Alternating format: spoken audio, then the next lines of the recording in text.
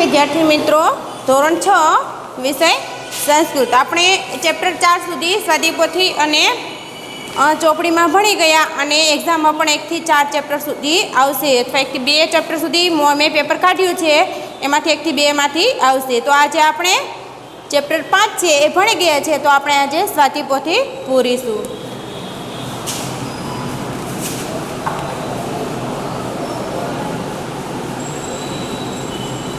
धोरण से 6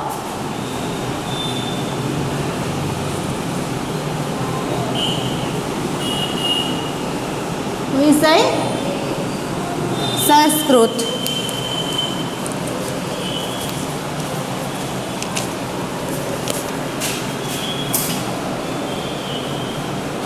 पाठ से 5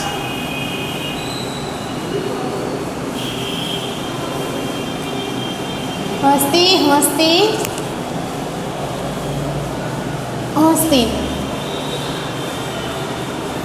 स्वाध्यायपोथी पूरवानी छे। शुं करवानुं छे?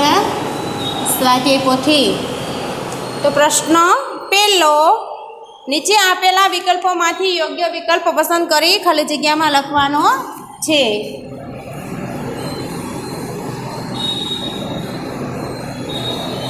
प्रश्न पहेलो,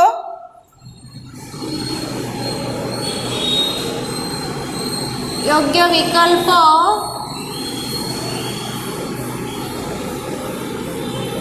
पसंद करी खाली जग्या पूरो। विकल्प छे पहेलो, कदली सदसी।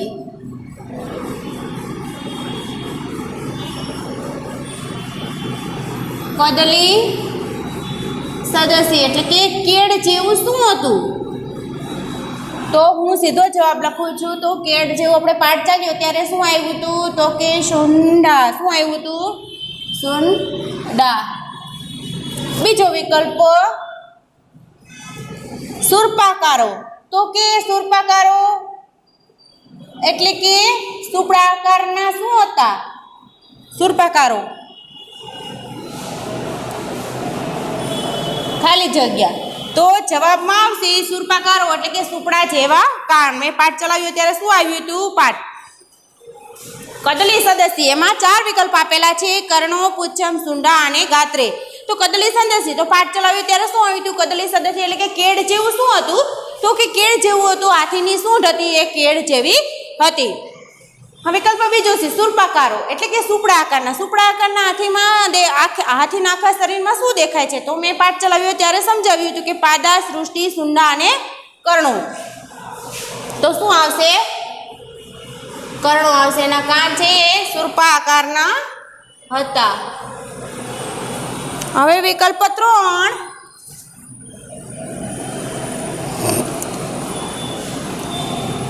खाली जग्या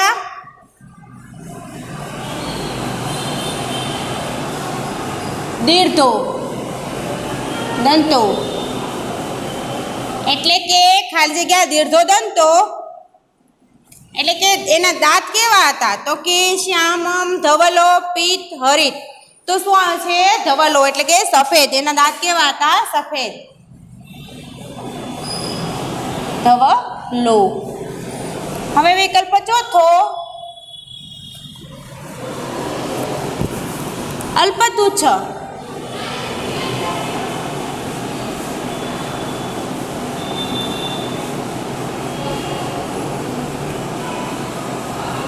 अल्पतुच्छ एटले के एनुं शरीर केवुं हतुं?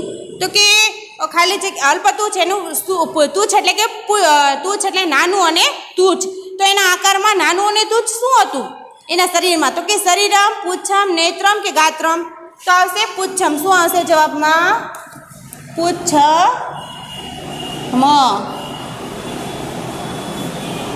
हवे आवशे 5मो विकल्प, खाली जग्या सदर्शे गात्रे एटले के पर्वत समान शुं हतुं? तो शुं आवशे? खाली जगह पर्वत सदस्य गात्रे तो नदी कर्ण पर्वत या पुस्तक तो जवाब में आवशे पर्वत। તો આપણે છઠ્ઠા વિકલ્પમાં લખીશું પર્વત. હવે હવે આવ્યો છઠ્ઠો વિકલ્પ. તો હસતી હસતી કાવ્ય સ કવિ. તો કે હસતી હસતી કાવ્યના કવિ કોણ હતા?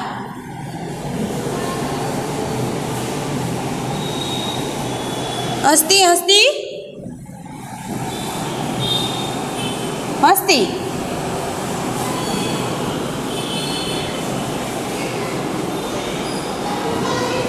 કાવ્ય સ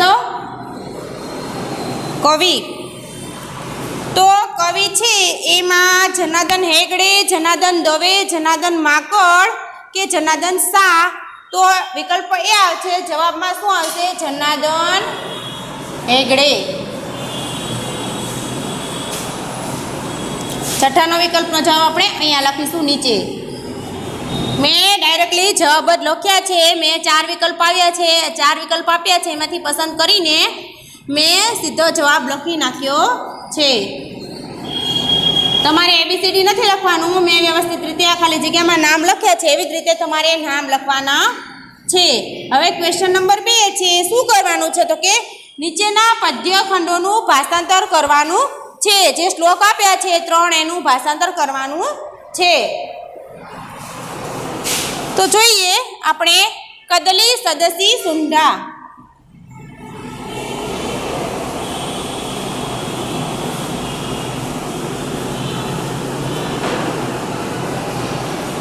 કદલી સદસી સુંદા.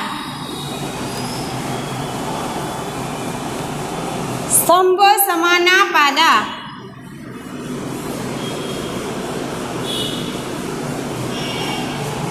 અને અસુર્પાકારો કર્ણો. સુર્પાકારો કર્ણો. ધવલો દંધો દીર્ઘા. ધવલો દીર્ઘો દંતા. તો આનું આપણે હવે ગુજરાતી ભાષાંતર લખીશું. તો કેળ જેવી સૂંઢ. કેના જેવી? કેળ જેવી સૂંઢ. થાંભલા જેવા પગ. કેના જેવા? થાંભલા જેવા પગ. સુપડા જેવા આકારના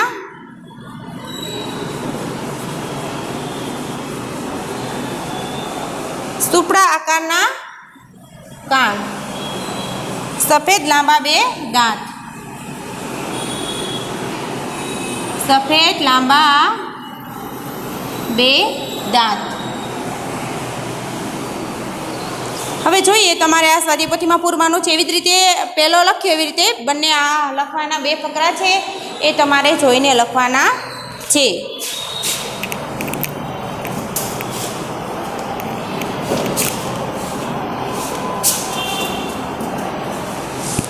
એવી જ રીતે આપણે બીજું લખીશું.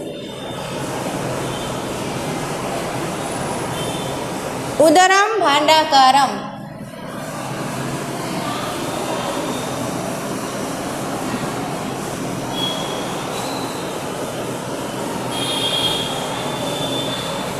ઉન્નત બૃહચ્છ શરીરમ. અલ્પતુચ્છ પુચ્છમ.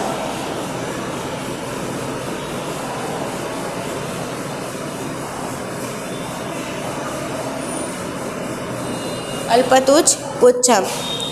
અહો અહા વિચિત્રમ.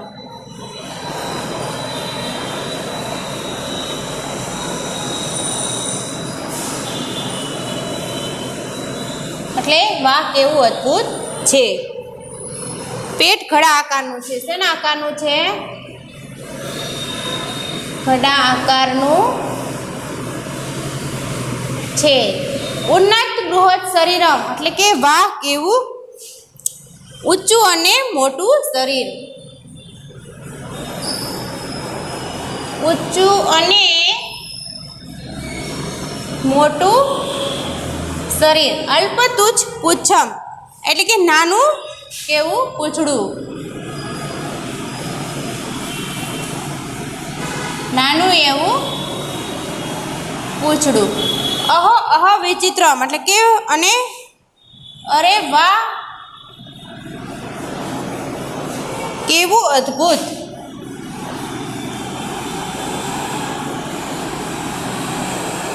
એવી જ રીતે આપણે ત્રીજું લખીશું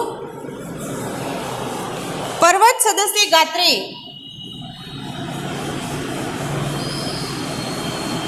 પર્વત સદસ્ય ગાત્રે સરસપ સનીપ નેત્રે.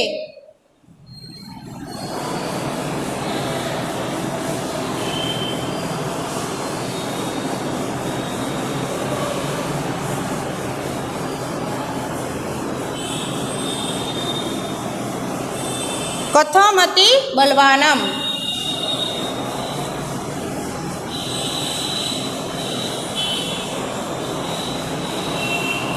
અંકુશ માત્ર દો ભીતો.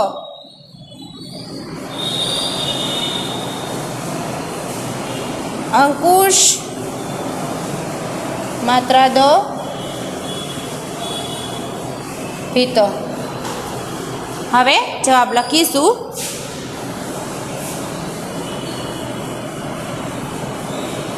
પર્વત સમાન બે નમણા એટલે કે કપાળ ઉપરના બે હોય છે, આંખો પાસેની જગ્યા હોય છે ને નમણા કહેવામાં આવે છે.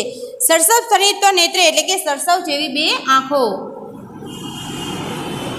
સરસવ જેવી બે આંખો. કેવું બળવાન છે, કેવો બળવાન છે આ હાથી. કેવું બળવાન છે આ હાથી. ફક્ત અંકુશથી ડરે છે. કેનાથી ડરે છે? ફક્ત અંકુશથી ડરે છે. તો જોઈએ આપણે હવે પ્રશ્ન નંબર 3. એમાં ગુજરાતી અર્થો આપેલા છે, એમાંથી સાચો અર્થ શોધીને લખવાનો છે. Question number 3. નીચેના શબ્દોમાંથી ગુજરાતી અર્થ શોધવાનો છે. 2 શબ્દો આપેલા છે. જોઈએ તો હસ્તી તો હાથી અને ઘોડો આપેલા છે, તો આપણે સાચો શબ્દ શોધીને લખવાનો છે.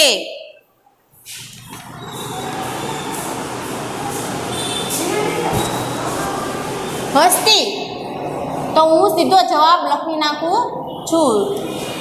હસ્તી, શુંડા, ઉદરમ અને સરસપ. તો જોઈએ હસ્તી એટલે હાથી, શુંઢ એટલે શુંઢા, ઉદરમ એટલે પેટો અને સરસપ એટલે સરસવ. મેં સીધો તમને ગુજરાતી જવાબ લખી નાખ્યો છે. 2 શબ્દ આપેલા છે એમની સામે, તો તમારે સાચો શબ્દ શોધીને લખવાનો છે. જે ખોટો શબ્દ આપેલો છે એની ઉપર આપણે શું કરીશું, આમ કરીને અંડરલાઈન ભૂસી નાખીશું, ઉપર ચોકડી મારી દઈશું અને આપણે સાચો શબ્દ લખવાનો છે. તો મેં સીધો સાચો શબ્દ લખી નાખ્યો છે. તો ખોટો શબ્દ છે એની ઉપર તમારે લીટી મારી આપવાની છે. કદલી, ધવલ, ઉન્નત, કથમ. તો કદલી એટલે કે કેળ. શું થાય? કેળ. અને ધવલ એટલે સફેદ. એવી જ રીતે ઉન્નત એટલે ઊંચું અને કથમ એટલે કેવું. હવે ક્વેશ્ચન નંબર 4 સંધિ છૂટી પાડો. ક્વેશ્ચન નંબર 4 સંધિ છૂટી પાડો. પેલું છે ઉન્નત બૃહત શરીરમ. ઉન્નત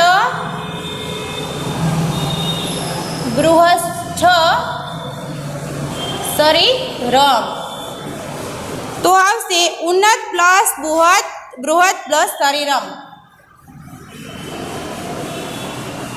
ઉન્નત પ્લસ બૃહદ પ્લસ શરીરમ શું થાય? શરીરમ.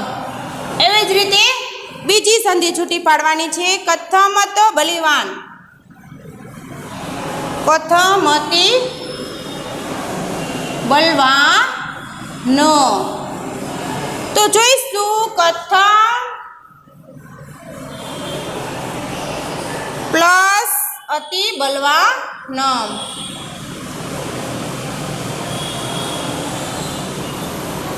હવે પ્રશ્ન 5, યોગ્ય જોડકા જોડો.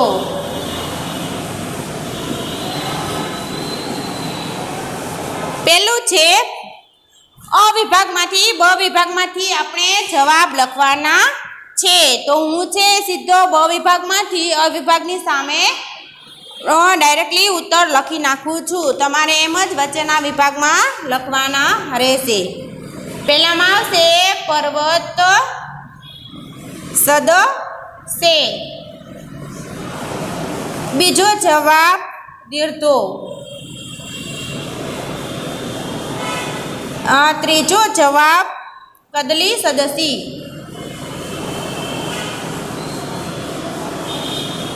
કદલી સદસી.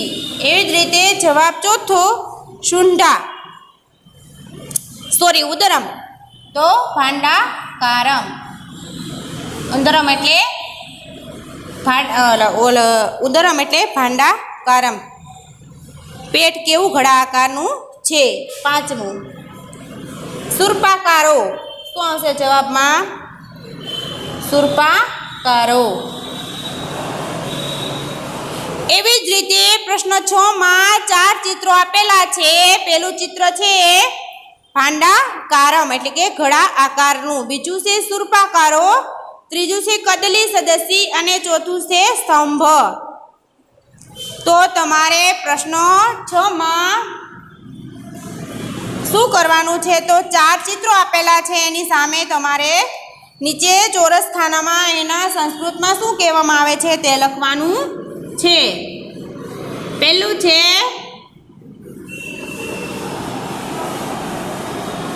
ઘડા આકારનું એટલે કે સુરપાકારો કર્ણો. ઘડા આકારનું એટલે આ તમારે ખાલી સંસ્કૃત શબ્દ હું લખું છું એ જ તમારે લખવાના રહેશે.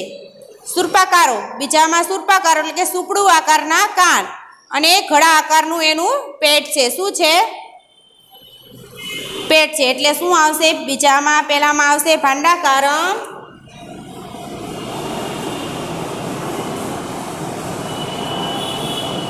બીજામાં આવશે સુરપાકારો.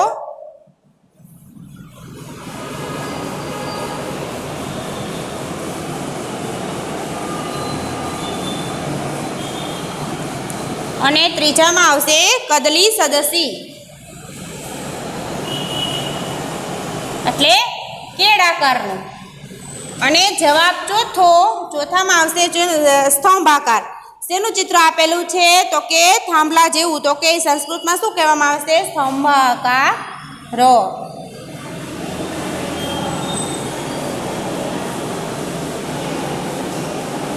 સ્તંભાકારમ. એવી જ રીતે ક્વેશ્ચન નંબર 7 છે. એમાં તમારે કાવ્ય પંક્તિ આપેલી છે. તમારે જોઈને સ્વાધ્યાયપોથીમાં લખવાની છે. કાવ્ય પંક્તિ સુવાચ્ય અક્ષરે લખો. તો એ જોઈને લખવાની રહેશે. એવી જ રીતે પ્રશ્નો 8 છે. એમાં હાથીનું ચિત્ર આપેલું છે. એવી જ રીતે ચોરસ ખાના આપેલા છે. એના શરીરના કઈ ભાગો છે તમારે દર્શાવવાના છે. જો હું તમને અહીંયા સમજાવી દઉં. પહેલા ચોરસ ખાનામાં શું આપેલું છે? તો કે કર્ણો. કર્ણો એટલે શું થાય? કાન. અને પછી નેત્રો એટલે આંખો. અને દંતા એટલે શું થાય? દાંતો. અને પછી શુંડા એટલે શુંઢ. પછી આ સાઈડ છે ઉદરમ એટલે શું થાય? પેટ. અને પૂચ્છમ એટલે પૂંછડું. અને છેલ્લે પાદો એટલે કે પગ. એવી જ રીતે તમારે કેટલા અંગો આપેલા છે 3, 3, 7 કોષ્ટક આપેલા છે ચોરસ. એમાં હાથીમાં તમારે આવી રીતે હાથીના શરીરમાંથી ઉપર ચોરસ ખાનામાં તમારે લખવાના રહેશે.